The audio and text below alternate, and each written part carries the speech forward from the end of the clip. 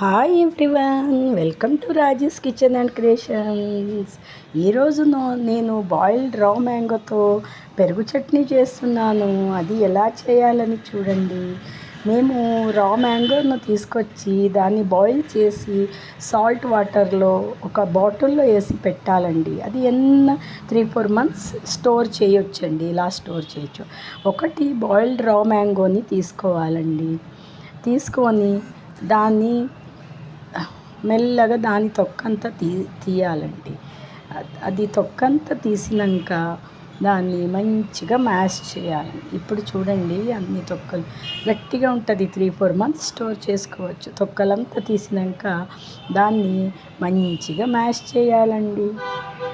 మంచిగా మ్యాష్ చేయాలి. మ్యాష్ చేసినాక దానికి సరిపడా ఉప్పు వేయాలండి.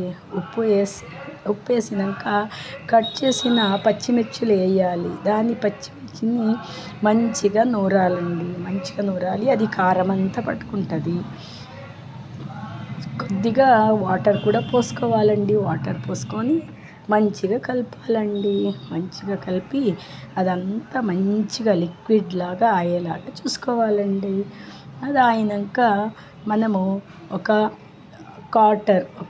పావు నుంచి హాఫ్ కప్పు వరకు బటర్ మిల్క్ వేయాలండి. మజ్జిగ వేసి మేము మంచిగా దాన్ని మ్యాష్ చేయాలండి. మ్యాష్ చేస్తే చాలా కొద్దిగా వాటర్ కూడా పోసుకోవాలి. మనకి ఎంత థిక్నెస్ కావాలి అంత థిక్నెస్ లాగా చేసుకోవాలండి. ఇంగువ వేయాలండి. ఇంగువ వేసి మంచిగా మిక్స్ చేయాలండి.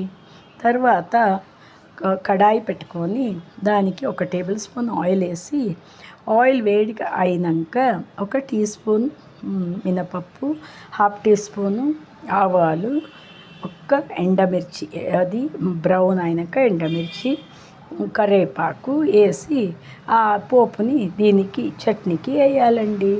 ఇది పెరుగు చట్నీ చాలా బాగుంటుంది. చల్లమిరపకాయ ఫ్రై చేసి దీనితో సైడ్ డిష్ లాగా కూడా మనము పెట్టుకోవచ్చండి. చాలా బాగుంటుందండి. Subscribe my channel Rajesh kitchen and creations.